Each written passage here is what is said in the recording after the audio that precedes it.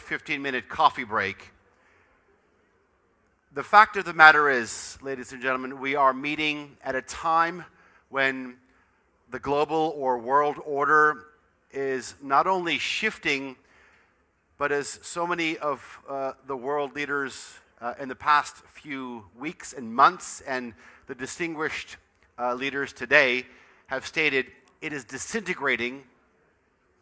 It is fragmenting almost in real time. Whether we look at the ongoing war in Ukraine, Israel's genocide in Gaza, the strategic rivalry between the United States and China, the rise of the middle powers around the world, and obviously what's been going on since February the 28th for the past 4 months, the unprovoked attacks by the United States and Israel against Iran. What we are seeing is power is becoming increasingly contested.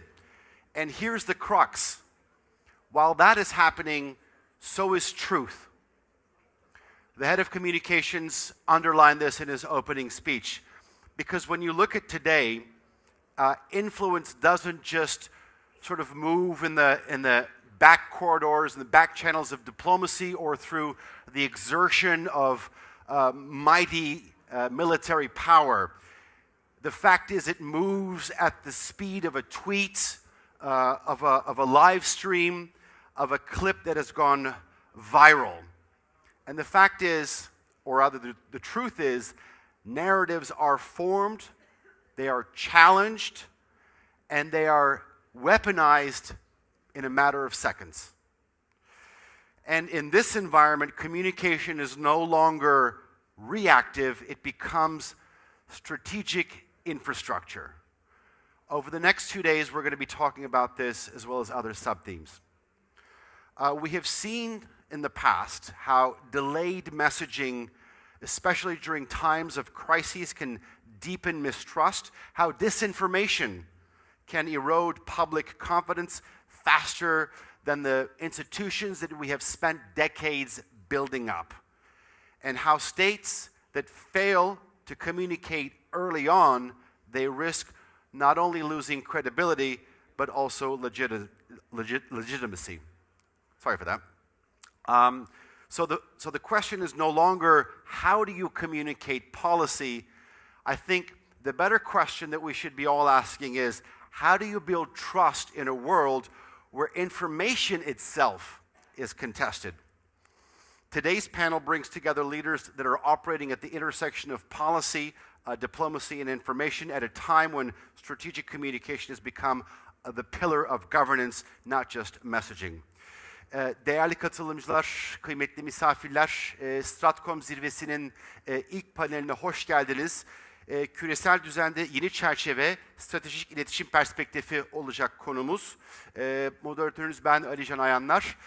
Şimdi müsaadenizle, yüksek müsaadenizle ilk onur konuğumuzu çağırmak isteriz. Sayın Fuat OKTAY, 1. dönem Cumhurbaşkanı Yardımcımız, AK Parti Ankara Milletvekili ve Türkiye Büyük Millet Meclisi Dışişleri Komisyonu Başkanı Sayın Fuat OKTAY. Ladies and gentlemen, please welcome to the stage His Excellency, Mr. Fuat OKTAY, the former Vice President of the Republic of Turkey, a Member of Parliament from the ruling AK Party for Ankara, as well as the Chairman of the Foreign Affairs Committee. Buyurunuz efendim. Tahsin ERTUÐRULOÐLU, the Minister of Foreign Affairs for the Turkish Republic of Northern Cyprus, Sayın Tahsin ERTUŞRULOÐLU, Kuzey Kıbrıs Türkiye Cumhuriyeti Dışişleri Bakanımız. Ladies and gentlemen, please welcome to the stage His Excellency Dr. Hamzah ALMUSTAFA, the Minister of Information for the Syrian Arab Republic. Also welcome to the stage Zahir Uddin SWAPON, the Minister of Information and Broadcasting for the People's Republic of Bangladesh. And rounding off this list of fine gentlemen, I'd like to invite Mr. Kanat Zhumabayevich ISKAKOV, the first Vice Minister for the Ministry of Culture and Information for the Republic of Kazakhstan. Thank you very much.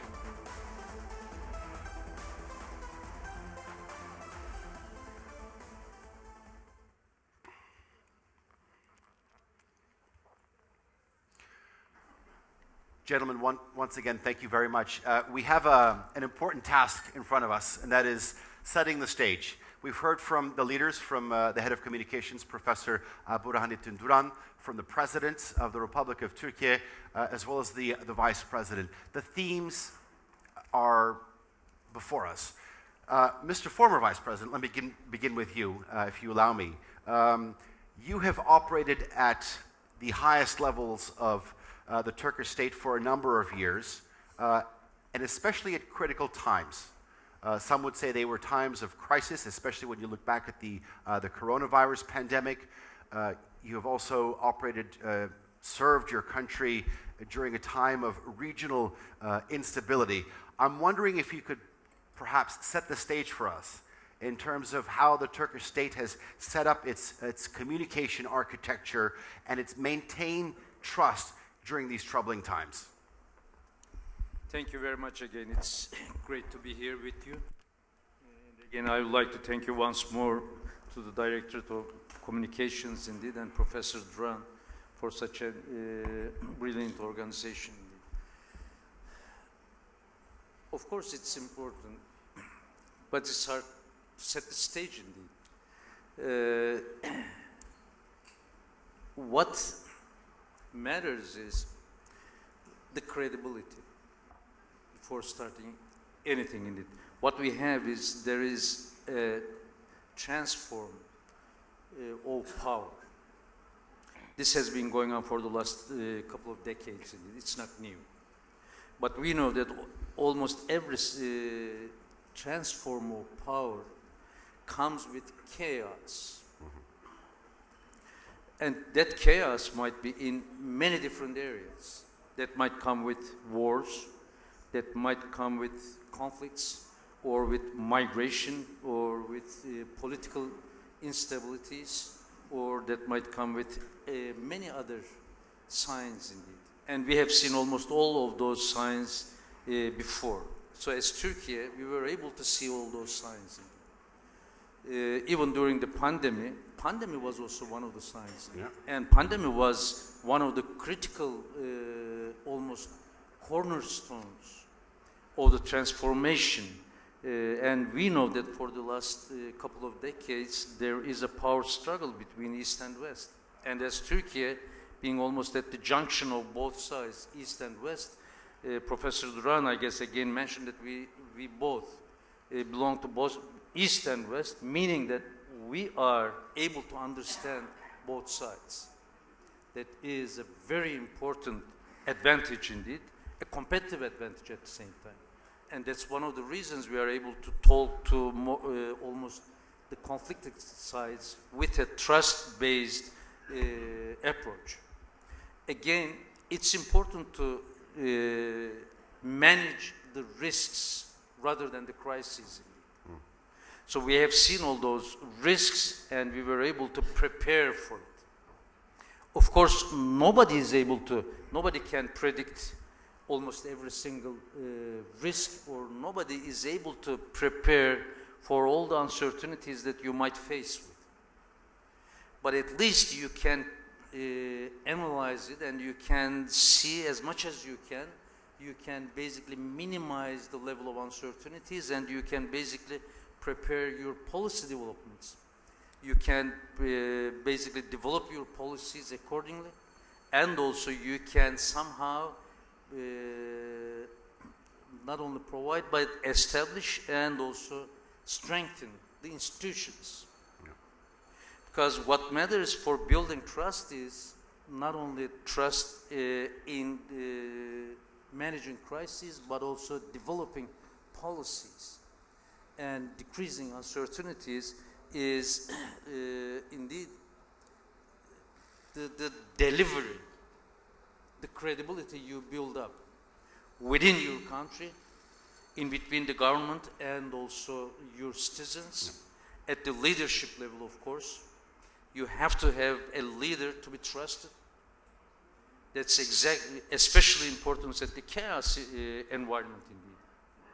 And at the uncertainties environment. And we know that uncertainty and the chaos environment has been impacting all the sectors, not only one indeed, not at the administrative level, but at every single sector, as we do live, like in energy and in the communications and in many other sectors at the same time indeed. So we have seen it and we have started developing policies. And indeed, maybe nobody is aware of it much, but the change in the government system in Turkey was one of those.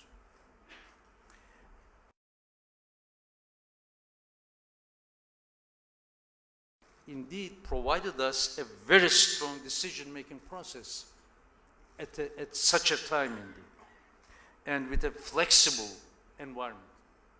Because at the crisis time or chaos times or transformational power times, what you need is the flexibility, and what you need is the fast but the qualified decision-making process.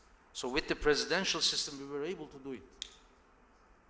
But again, having a leader to be trusted, not only by its citizens, but also throughout the worldwide leaders, is extremely important. In such cases, the architecture we have built within this new system was, and is, that we have built it at the leadership level first, that is leader to leader, direct communication, and also from leader to citizens, communication level, and having a direct communication at the administrative level between the leader, the president, and its institutions, indeed has increased the level of decision-making process, and also trust level as well indeed. The trust level has increased because the delivery or what you promise to your citizens or what you promise to the other leaders around the world is something that you can deliver. The more you deliver what you say, the most trust and credibility you build in it. So that's what happened in Turkey. Okay. And the second one was the centralized communication, not providing different information, especially during this transformation point, and the directorate, establishing the directorate of communication was extremely important in terms of gathering all the information, the right information, valid information from the related institutions, and having that centralized and basically distributing it to all the related actors, and basically somehow performing the communication, strategic communication based upon that information is extremely critical. So again, whatever the message that we wanted to convey to the internal citizens or throughout the world was indeed formed based upon the data and based upon a data-driven, verified information indeed. So once that message has been developed, the rest is easy. Yeah. The rest is basically communicating that message throughout the entire world or throughout the country. That's what we did through the Director of Communications, and especially during the crisis time. The other base we established was, again, whatever the area is, let's say during the pandemic. Mm-hmm. Regarding the area, we have determined a coordinated unit. In that case, it was the Ministry of Health. We said, no, you are going to be coordinating all the decision-making process, and whatever is necessary, we'll be building it, establishing it under the Ministry of Health. And that's what we basically, maybe I can get into details. Very briefly, Mr. Vice President.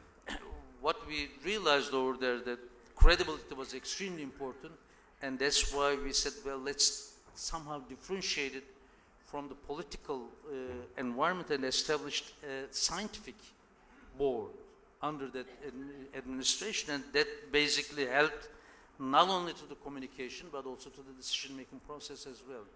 And disinformation is extremely a threat, especially during this time. For sure. And again, within the Directorate of Communication, again, we have established a center to fight against disinformation, and that has been extremely helpful so far.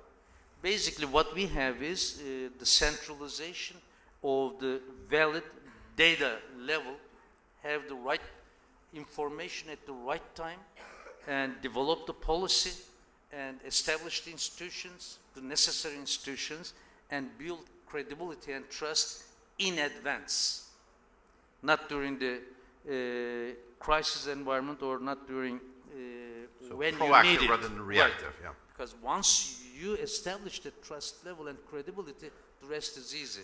So we have examined that one during the Q data of July 15th event as well. And just with one word, the entire war, Turkey, the entire citizens were at the streets. True. Yeah. So that is the level of trust and credibility that matters in it. And then the coordination, of course, and the communication. And this is a system that you oversaw set up, and right now the Republic is actually reaping the benefits. Mr. Vice President, thank you very much. It was a great way to set it up. I do appreciate it. Minister ERTUÐRULOÐLU, I've had the distinct pleasure of listening to you on various platforms for the past years. The fact of the matter is that the Turkish Republic of Northern Cyprus operates in a very complex diplomatic circle. I'm wondering if you could talk to us, because you've done this as not only as a leader of your country, but also the foreign minister, if you could communicate legitimacy to the outside world, where statehood and the idea of recognition itself is mostly contested. Right.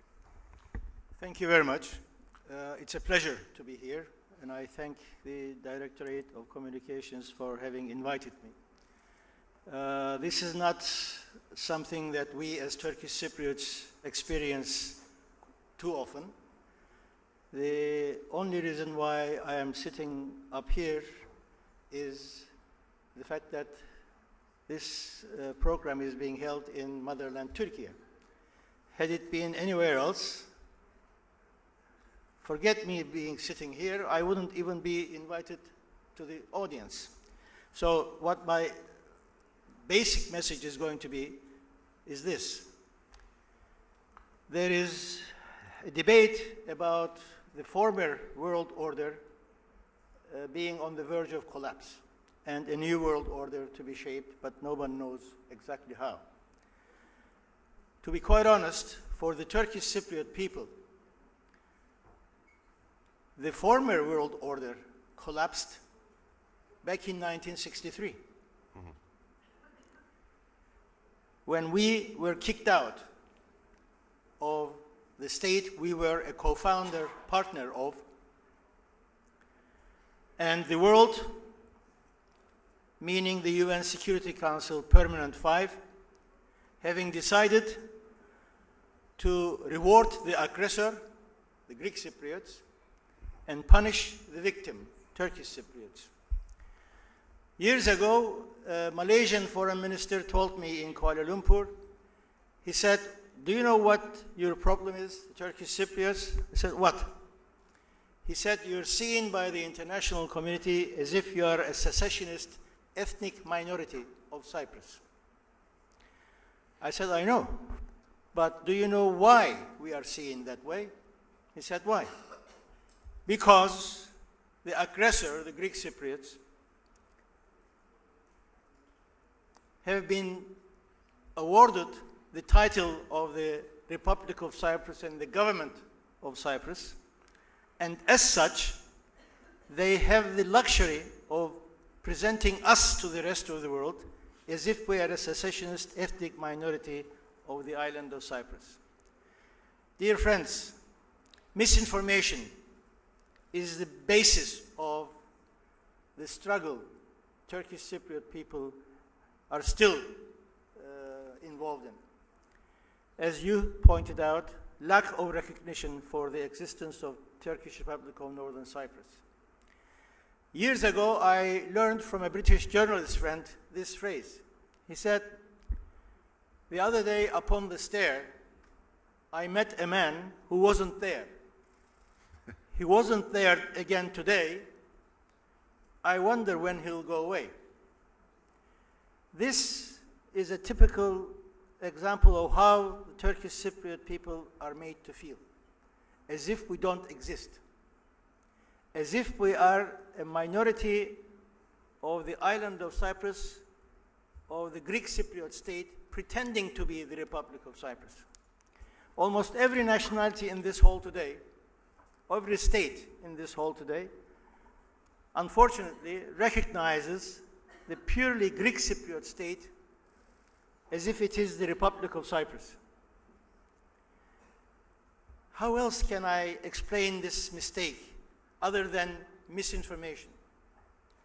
Misinformation caused by the UN Security Council Permanent 5, especially by the United Kingdom, the penholder at the UN Security Council, still today. So, as Turkish Cypriot people, having been targeted by the international community as if we are some kind of international outlaws, being kicked out of the international law order, being made to feel guilty for being a Turkish Cypriot, striving to maintain our equality and sovereignty and freedom, which we have preserved, thank God, with the assistance of motherland Turkey, and only with the assistance of motherland Turkey. So when there is debate these days about the collapse of the world order, in all sincerity, for Turkish Cypriots, the world order established after the Second World War collapsed back in 1963, when the Greek Cypriot armed onslaught against us, and us being kicked out of the state we were a co-founder partner of as equals, and having been treated as if we are a community of a Greek Cypriot state pretending to be the Republic of Cyprus on its own. So as long as this injustice continues, we have only two choices as Turkish Cypriots. We will either bow to the mistake of the international community led by the UN Security Council Permanent 5, or we will stand up against it. Obviously, we are honored to say that we are standing up against this injustice, no matter what the cost, and we are delighted, we are very lucky that motherland Turkey has been with us from day one and will be with us till eternity, because as Cevdet Bey was saying this morning, you have to be just, you have to be right, and you have to be strong. We as Turkish Cypriots, we believe in the justness of our cause, and we are lucky that motherland Turkey is a strong Turkey. So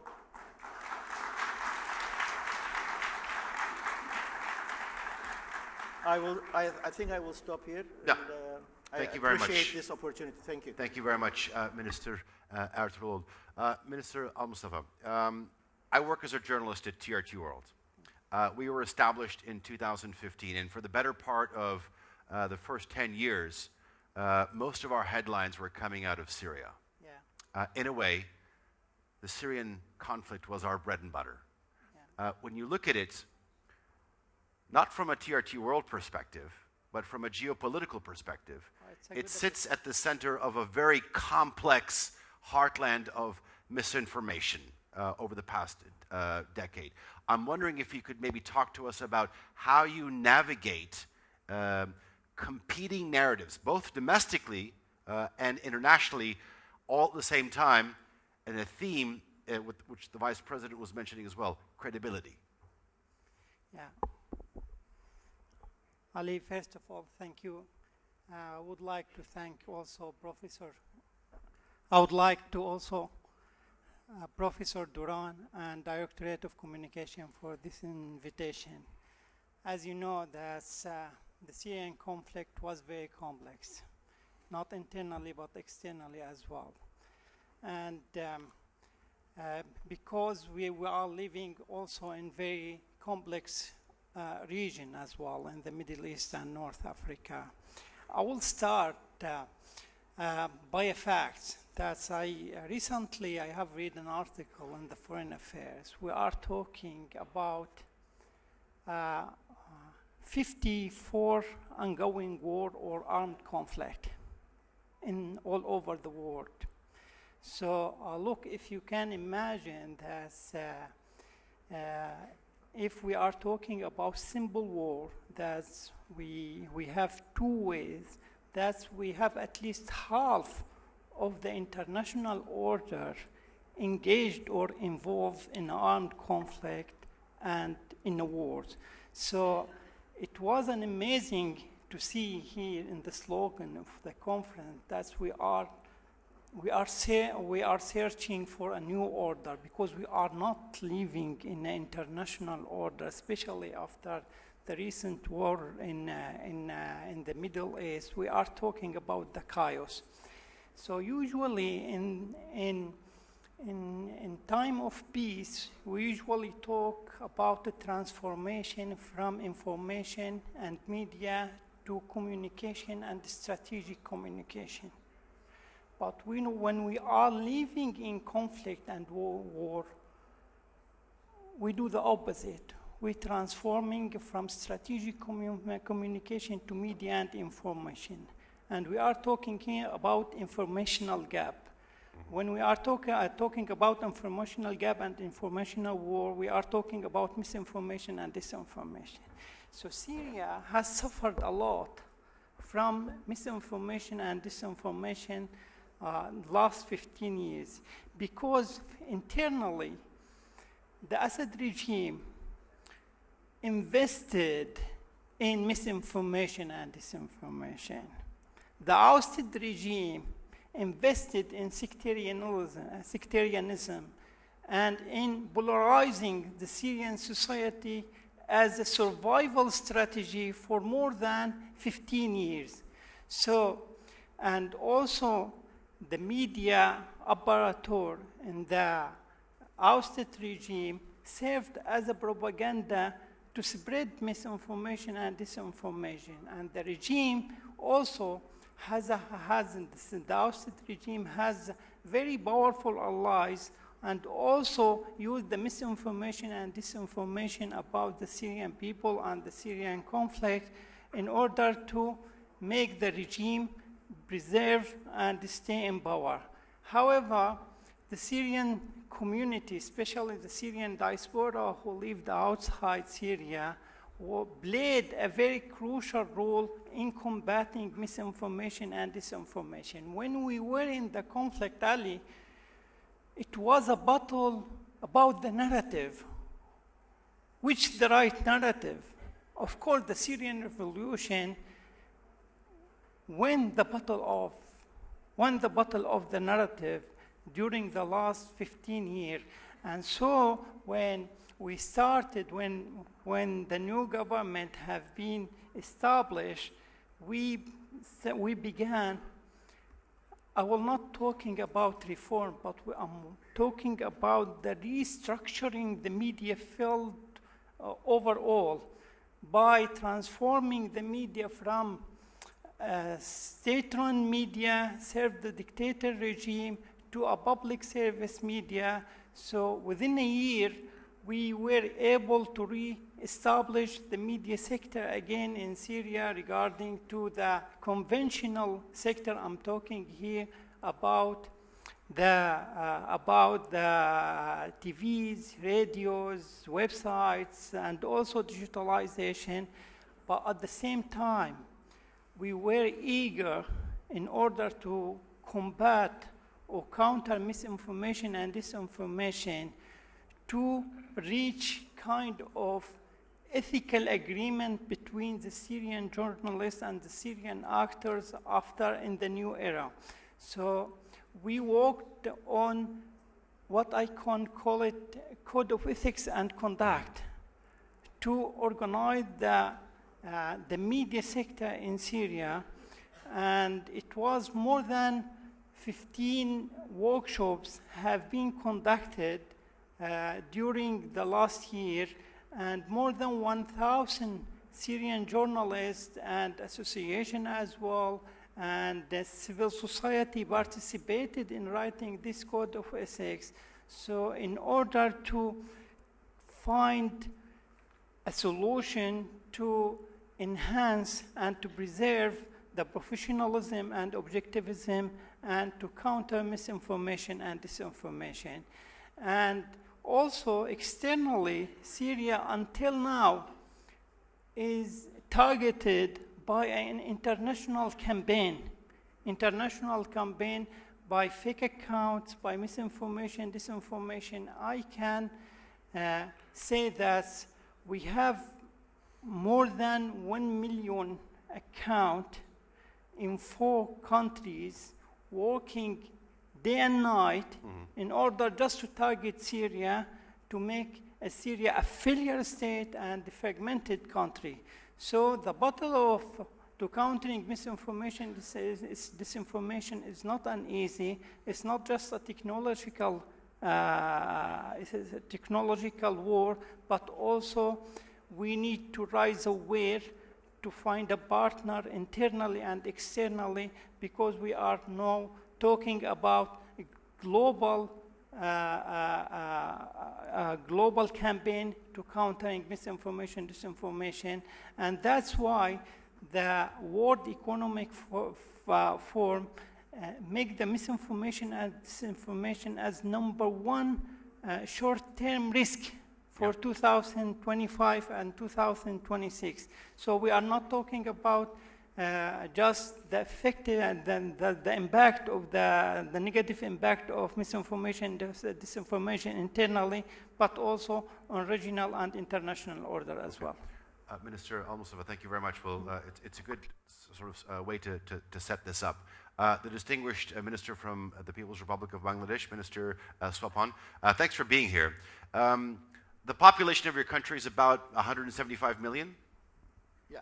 Yeah, so you're quickly approaching the 200 million milestone, the mark. Your country is also experiencing a rapid digital growth. I'm wondering if you could talk to us and our audience here on how your government engages with its citizens, especially with a population this large, and manages information control. Thank you, Mr. Moderator. And thank you, distinguished guest, and all the panelists here. Yeah, if you could maybe speak inside the mic. Yeah. Is it okay now? Yeah. So, you know, the Bangladesh is a very density population country, and it is very relevant that the digitalization and concern for which region the Turkish government took the initiative to hold this summit. This is very much relevant with our domestic situation. And with the density of the population, so we are already suffering from the disinformation and misinformation. And it is a challenge for our government to address it. And for that reason, in fact, I am privileged, and our government is privileged to be joining here to learn from you, especially from the Turkish government and the Turkish measurement against the systematic manipulation, digital manipulation. And to tell you very frankly that just we formed our elected government before 1 month. And before that, near about 17, 18 years, there was a fascist regime. So the manipulation of digital communication was one of the weapons which was used by them, and people was also a victim for that reason. So our government, we are very concerned about it, and as a Minister, Information and Broadcasting, this is our priority, and this is our very important agenda to learn from the developed country that who are managing all these things. As Honorable Vice President and Director of the Communication of Turkish government, mentioned in the morning, the opening session, that this is a challenge for the whole of the global community and also the ongoing ecosystem. So, and also they mentioned it that it is not yet been digested by the world community, and there is no fixed framework has been done for that region. And that's the quest of this summit. And from Bangladesh, we are suffering from this problem, and this is a big challenge for us. So we want to learn from you, and we are already victimized, especially there are some issues which is related with our domestic politics, and also which is related with the regional politics and the global politics. When it comes from the Gaza war, when it comes from the Middle East crisis, when it comes from the oil crisis, and the people of our country, they are eager for the right information and truth. But in modern ecosystem, it is very difficult to get it. And so, for any government, not only Bangladesh, they are feeling that there should be a new framework for the global order. And for that reason, this summit is very relevant, very relevant. And in this stage, I must appreciate the Turkish government. And this initiative could be a platform for negotiation, that how the global community can form a new framework. And from Bangladesh, we are taking the measurement, as I mentioned, that our government is a very new government, and in the size of economy, in size of knowledge, and in size of technology, we are learning. Still, we are in process. So we have quest, and for that reason, we want to make a humble request, country like Turkey and all other countries friendly, those who are already took some measurement, we can come up with a regional discussion and a global discussion, which can be mutually benefited country like Bangladesh, and we can face domestic all the issues. Okay. And with that development, we'll come up again like this forum. Again, thanks to Turkish government and the Department of Communication. Okay. Thank you very much, Minister. Vice Minister ISKAKOV, it's good to see you again. Me too. I think it's fair to say that Kazakhstan, your country, has established itself as a middle power. And it is trying to balance relationships with sometimes competing major powers around the world. I'm wondering if you could talk to us specifically how you use strategic communication in this multi-vectoral foreign policy by saying one thing to one of your partners without offending another. Yeah. Thank you. Actually, I have a speech, and let me speak and share my opinion on current agenda. I'll be brief and short, I promise. Dear colleagues, distinguished participants of the summit, first of all, allow me to express my sincere appreciation to the organizers and personally Your Excellency Burhanuddin Duran for your warm hospitality, and to speak at such a respected international platform where issues directly affecting of stability of states, quality of global dialogue, and the future international cooperation are being discussed. The theme of this summit is very exactly and clear reflects to the current state of the world. Today, we are witnessing not just serious isolated crisis. We observing a deeper process.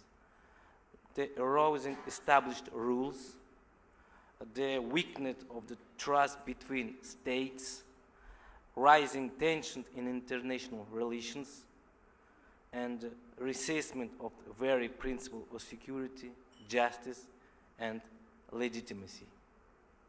Conflict has increasingly unfolding on the international information space in the new feeds, social networks, digital platforms, recommendation algorithms, and visual content the shape of perception of millions. This is why strategic communication are not longer merely a supporting tool of policy. They have become an independent factor of international stability, social cohesion, and national security. We live in an era where the speed interpretation of events often matters more than the events itself. Narrative can predefine who is perceived as a victim, who is blamed, legitimize certain actions while delimitation others. Escalate conflict or contrast create space for dialogue. This is one of definite future of our time. In international system being undermined not only geopolitical contradictions, but also by combination with of reality. Answering your questions. Our particular concern on the fact information risk already being recognized offers one key global challenges. For example, according to the World Economic Forum, in the next 2 years, misinformation and disinformation risk among the most significant risks, occupying second place, while cybersecurity ranks 6. At the same time, risk associated with a negative consequence of the artificial intelligence are showing fast growth in the long term. Experts also directly link information manipulation with the increasing social polarization, radicalization of view, and declining trust of institute. Of course, for the Kazakhstan, these issues is very important. Our country consistently supports strong international cooperation, political dialogue, and culture of responsible behavior between our states. The President of Kazakhstan, Kassym-Jomart Tokayev, has said one of the main tasks today is to restore strategic trust in the time, this time on the global instability. The number of intensity of armed conflict have reached their highest level to decades, and growing tension are weakening the ability of international institutions to respond effectively to major crises. That's why Kazakhstan followed the simple but important principle: a stable world order is impossible without responsible communications. Peace cannot be achieved by force alone. Rules are not without trust, and stability cannot exist with public opinion and constantly manipulation. In this context, we believe it's important to develop international cooperation through several directions. First, the strengthening cooperation in countering disinformation and digital manipulation. This included sharing best practice, developing joint analytical approach, and training specialists our countries for the new technology environment.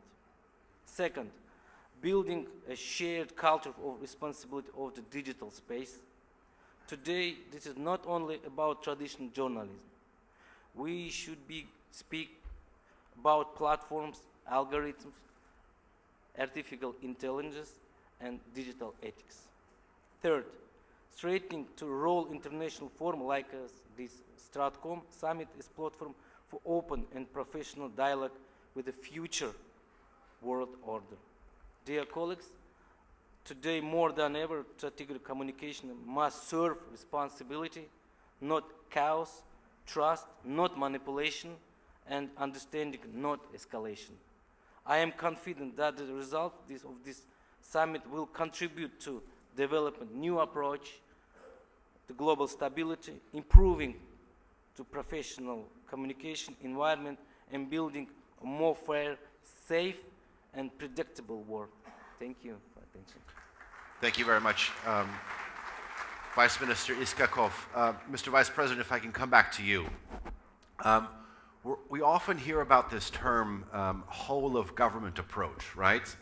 And I'd like to turn to you, sir. But before I ask you the question, I'm going to give you an example to try to set this up.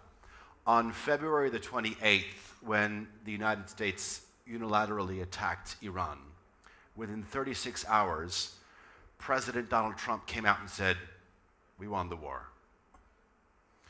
3 weeks later, we've seen very high officials within his administration, whether it's Joe Kent, the head of the counterterrorism department, resign because obviously he didn't agree.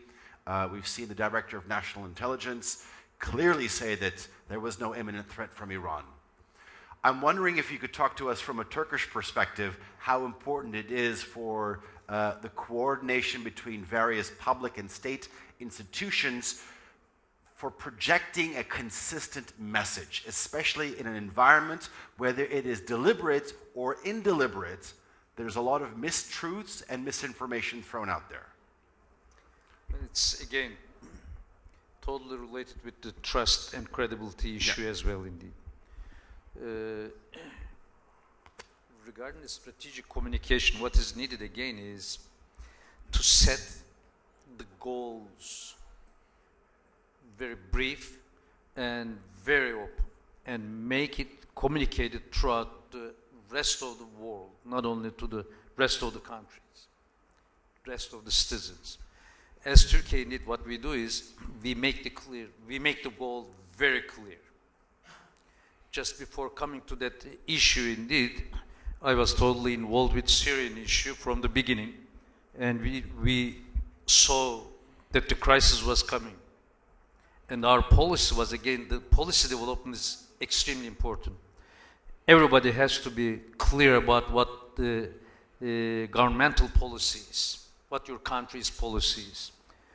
When that war, the internal war has started in Syria, and then I was one of the founding directors of AFAD, indeed. No. So we realized that there was a huge migration issue coming in, and again, the policy was, at the presidential level, okay, if there's a fire with our neighbor, we cannot just close our eyes and neglect it. We cannot. We will have an open door policy. Mm-hmm.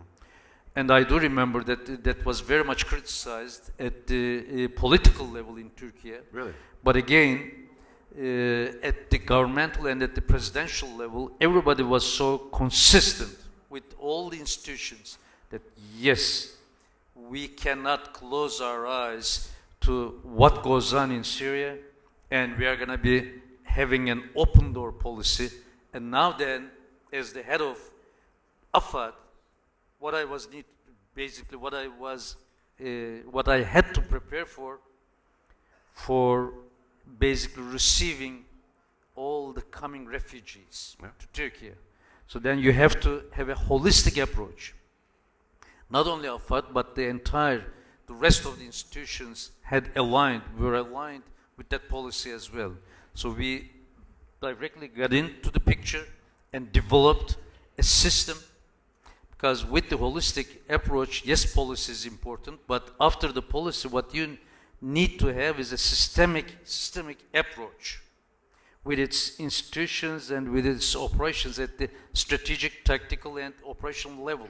You have to be prepared as all the institutions, not only with you, but all the institutions. And we said, okay, the coordination is going to be provided by AFAD, and the system is going to be developed by AFAD, and that's what we did. And we were able to manage almost more than 5 million refugees. And for more than 11 or 12 years, and still we do have more than 2 million refugees in it. And the entire world was wondering how we were managing all that many people, indeed.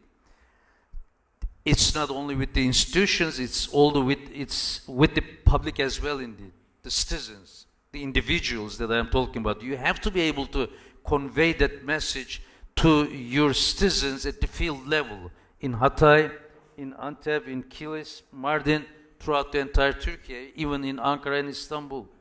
You have to be clarifying why you have set up that policy. Again, if you convince your own citizens, and if you provide that message, policy message, very brief and very net, clearly to your institutions, then again, the rest is, of course, not easy, but it becomes operational from that point on, indeed. Yeah. So again, the centralized information is important, trust level is important. With Iran issue, that was true with 12-day war as well, indeed. The mission is not clear. Yeah. Mission has to be very clear, indeed. Why you are in Iran? What is the benefit of United States? Is just petroleum, gas, or regime change, the system change? What is it? You cannot change the mission in every single day, and you cannot provide every information that you think of. You cannot basically share it with the entire media, whatever the information that comes up to your mind, and then basically expect that whatever the information or the rest of the stakeholders will trust you. They will not. Yeah. And that's what exactly the United States is going through, and that's what Trump is going through. Yeah. It's not the United States war. It's the Israel's war, and the entire world pays the price for it, True. including the American citizens, indeed. Oh, they will, yeah. Maybe the government, at the government level, they might not be aware of it, but I was in the United States, and I briefly visited there and met with many senators and the representatives from both sides, and also met with the people at the university level and with the think tanks. Nobody was clear about what was going on, and still, as of today, the U.S. involvement in Iran has not been confirmed by the Congress. So if you cannot... Illegitimate war. Of course, illegitimate order.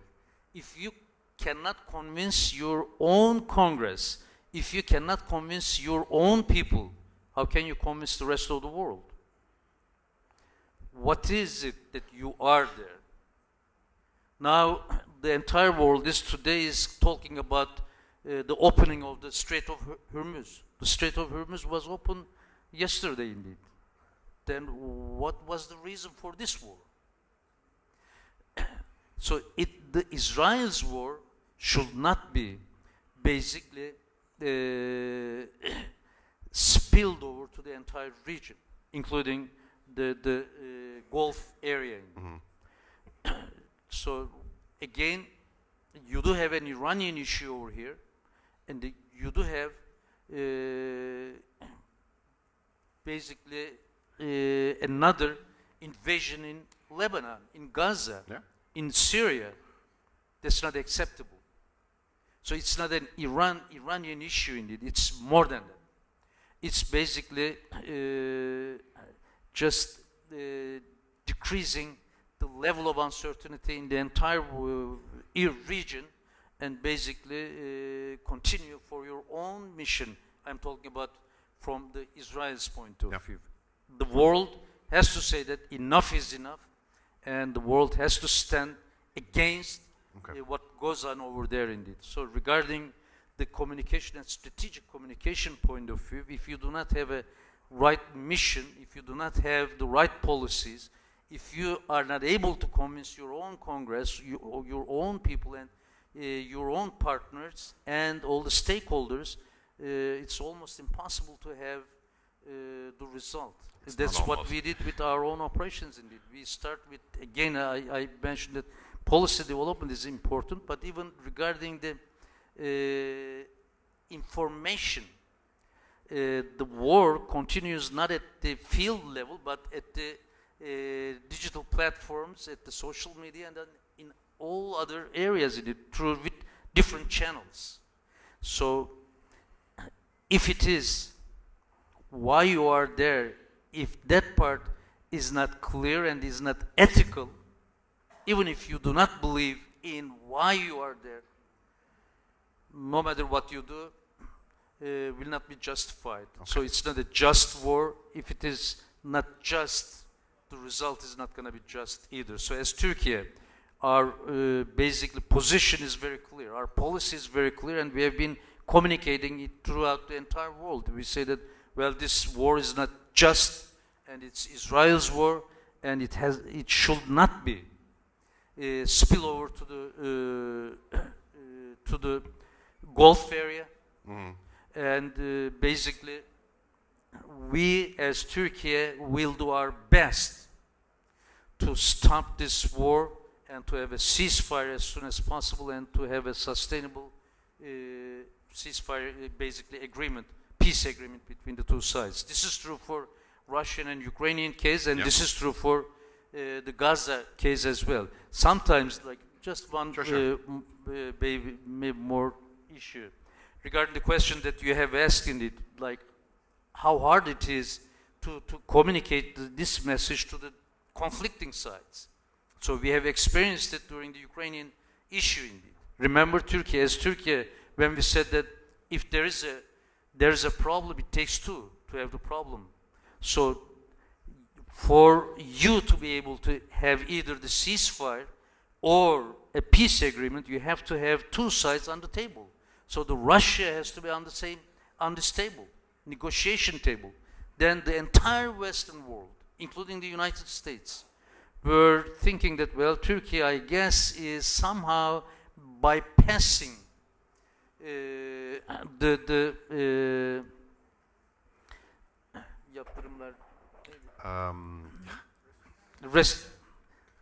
yaptırımlar, sanctions. We were trying to basically convey our message that no, it has nothing to do with the sanctions or anything else. What we are trying to do is having a principled approach indeed. Turkey's one of strengths is having principled approach when dealing with the international issues. So then the Western countries who were opposing to Turkey's position came to a stage, again the United States turned back and said that, well, we'll be solving it with the Russia and there's no need for Ukraine at the table. It was again Turkey who stood up and said that no, Ukraine has to be on the table to have a sustainable solution to this conflict. So now the West is able to understand us.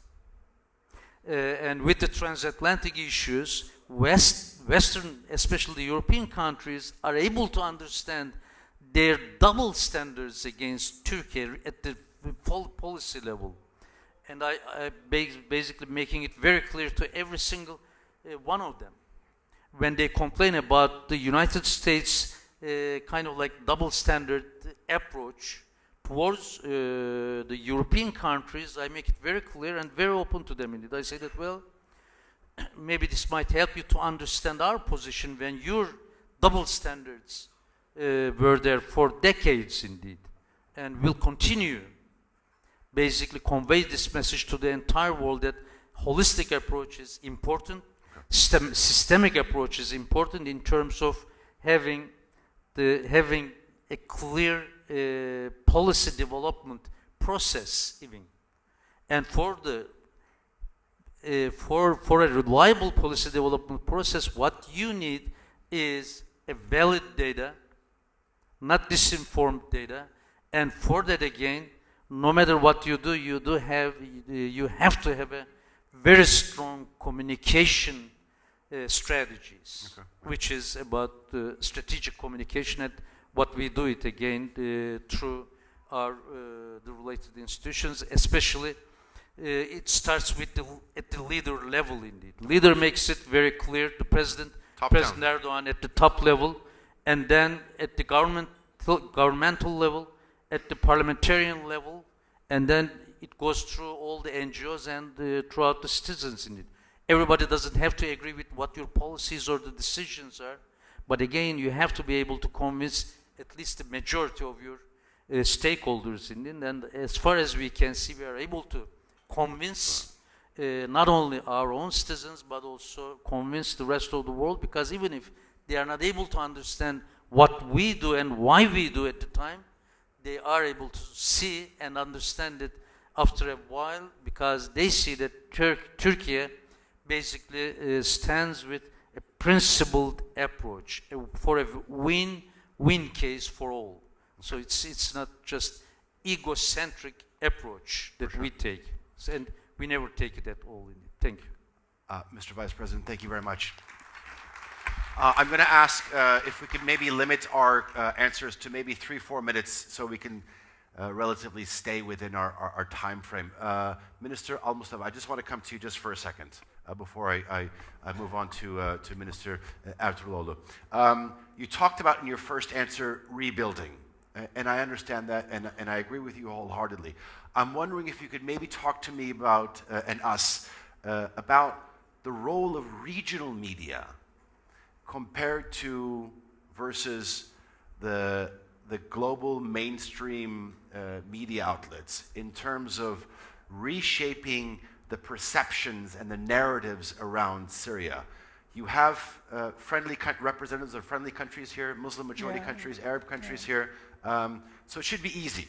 Exactly. I want to hear you. Yeah. It's very interesting topic, talking about regional media and shaping the narrative and the content about our crisis itself. We always, as I said, in time when we have a war and battle or narrative, we always looking for an allies. So first of all, during the Syrian revolution and Syrian crisis, of course, regional media have played a crucial role in promoting and the value of Syrian revolution and in supporting the Syrian people's rights for freedom. And here, first of all, I would like to thank, as a Syrian official, I would like to thank Turkey we, as a Syrian people, we are really appreciated what Turkey has done in supporting the Syrian people during the last 15 years. You know that Sally, before the liberation, 2 months, most of the countries, especially in the West, were talking about normalization with Assad. Only Turkey and other states supported the Syrian people in his fighting against the ousted regime to the end. And at the end of the day, the Syrian people won the battle against the dictatorship. We suffered together and we won together.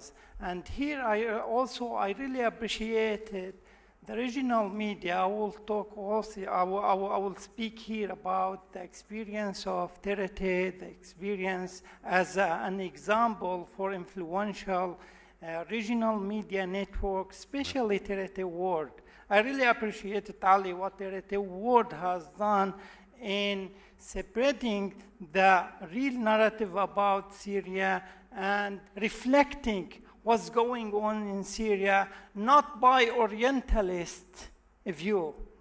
You know, that's now, especially after the liberation and after the establishment of the new government, we are suffering from the Orientalistic approach in handling everything is going in Syria. They are not looking to the Syrian society in whole, but they are looking to the Syria, the ethnicities in Syria, minorities in Syria. Of course, as the Syrian government, we always eager to say that as a Syrian, we want to preserve all Syrian citizen rights, regardless of their ethnic and religious background.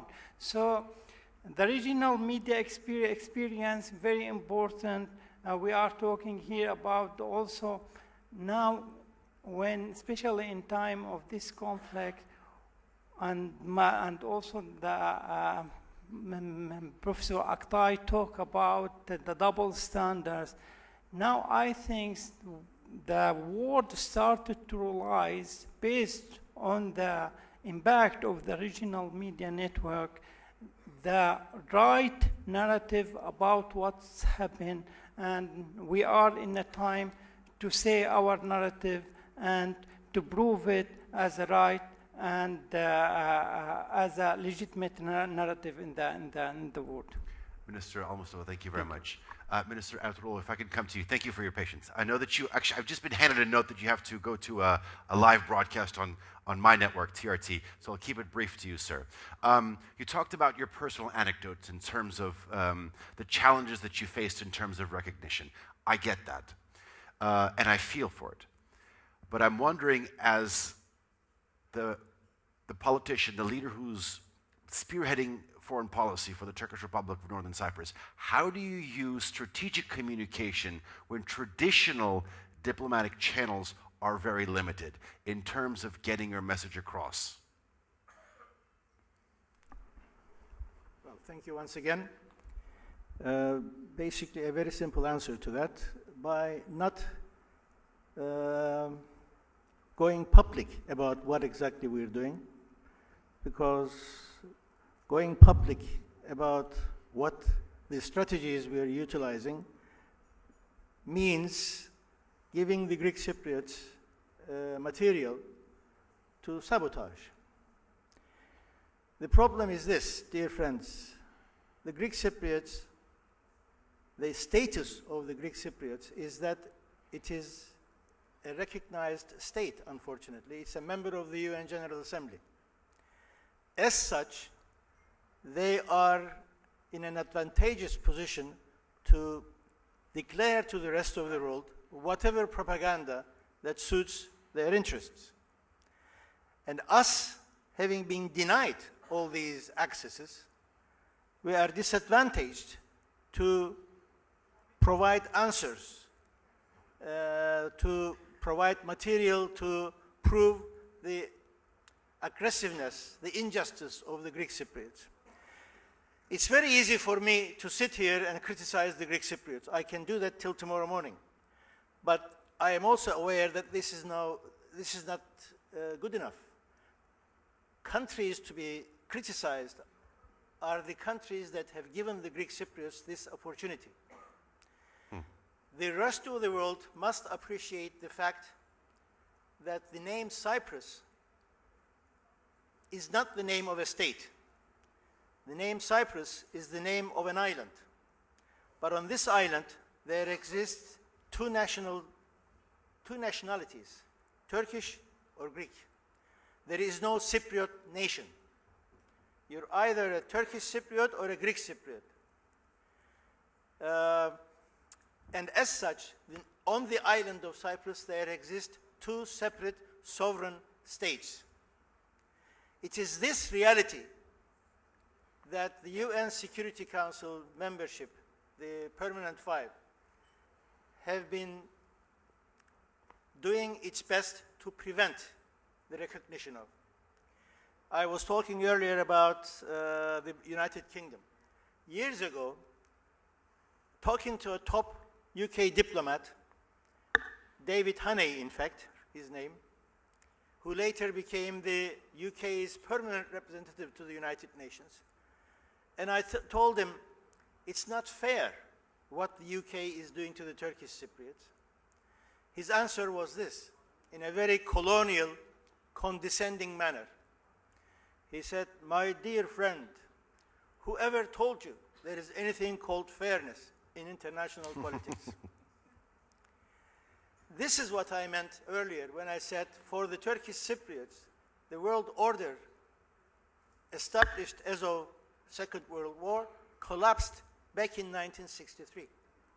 Everything being denied to the Turkish Cypriots and the Greek Cypriots being rewarded with everything that they did not deserve.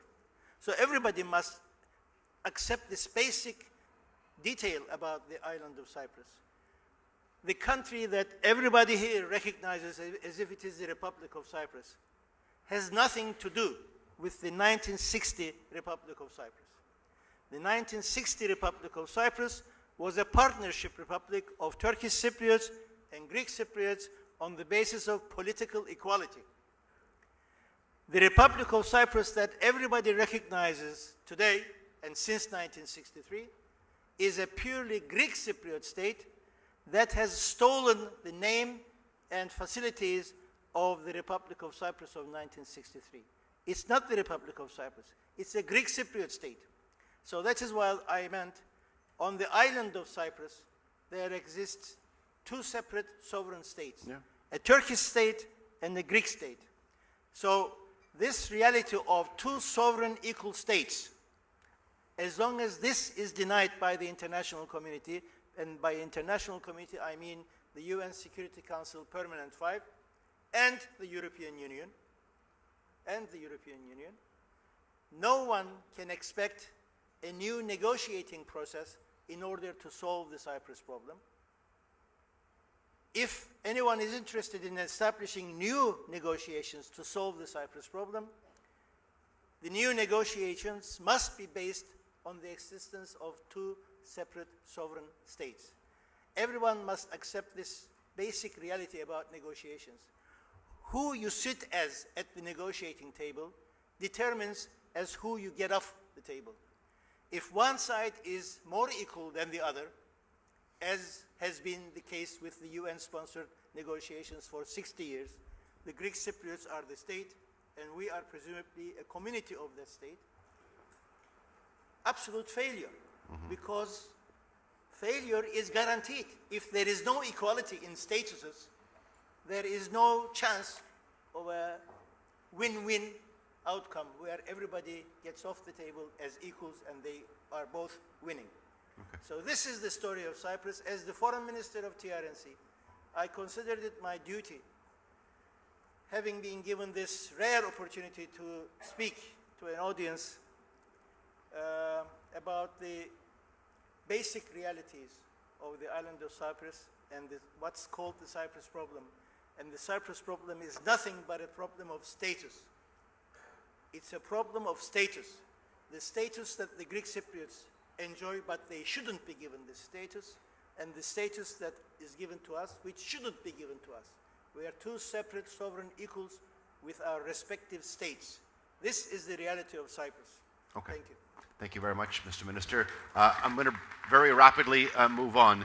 Minister SWAPON, one of the main concepts that the Vice President was talking about was trust. I'm wondering how, from your position as the Minister of Information and Broadcasting of Bangladesh, you operationalize trust as a public value, in a country that has enormous dynamics. Thank you, Mr. Moderator. In fact, it's not the issue of the public. I think my humble comments is it depends on the initiator, especially from the concerned governments. And also it's not only the issue of an independent government or independent state. It's a completely issue of a global issue, and naturally, simultaneously, it's a regional issue. And that's why power of internet, power of communication, it gives power to the manipulator. So we have to change it, that this power should be controlled, the section for the humanity and section for the global order. And for that reason, this initiative by the Turkish government, I must appreciate, it could be the starting point of the positive people, and for a global forum, for a regional forum. And it could be a forum for negotiation that, and to quest and to find out that what could be the solution to build up the trust. And misinformation, disinformation became instrument for a certain corner. And it is a big challenge for the confidence and for the trustworthiness for the people. So without the collective initiative from the global forum and also by the multilateral governments, it will not be possible. So we need dialogue, we need dialogue, we need dialogue. Okay. Thank you very much, Minister. Mr. Iskakov, if I could briefly ask you, it's kind of a follow-up to what I was asking you in the first round. And maybe you could further elaborate on that. We talked about sort of various competing narratives in and around your country. We see a Chinese narrative, we see a Russian narrative, we see a Western narrative, all competing in Kazakhstan. Talk to me about what you are doing in terms of maintaining national information sovereignty, which I think is very key moving forward. Thank you. It's very good questions. Actually, our states, we have a, first of all, we have a neighbors is very big country, you know, Russian and China's in Central Asia countries. First of all, we have a good relations for all neighbors country. This is our good, we will private this fact. I'm come again. We have a good relationship for all country we have a border with countries. Second, of course, our information space, we witness of the all narratives neighbor country, and for the issue for main case for us, it is a sovereign. Which means the sovereign information space, when our citizen used information only local regional mass media, not foreign mass media. First of all, we used and to get need information for local and Kazakh domestic media. That's why the first for me and for ministry and for government, the main tasks for local media should be power, should be more effective, and for the development we try my best. So, and first key for my ministry, local media, I mean Kazakh media, and should be more effective. This is first step for the information sovereigns, for the big, for the development. That's why we need to more and effective laws. Mm-hmm. We need to, of course, finance and cooperate with our countries, cooperate with neighbor countries, because by the way, we discussed about trust. I think is the best crisis and the big narrative in that which right now is not trust without countries, without between in the information space. That's why misinformation and disinformation more active. We need more collaborate. We need more negotiation, not only countries.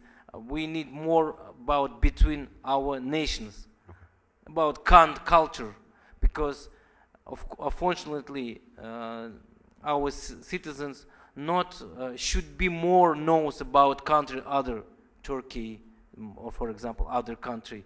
This is big opportunity, and this is support our countries from disinformation and misinformation. Thank you.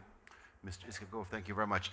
Ladies and gentlemen, thank you for your patience. Please join me in thanking our distinguished panelists for this opening conversation here at STRATCOM Summit 2026. Thank you very much to all of you. Thank you very much. Ladies and gentlemen, we're going to go off to a short lunch break. Kanat will be here with Nobel laureate Tawakkal Karaman right after at 2 p.m. We'll see you. Enjoy the lunch break. Thank you.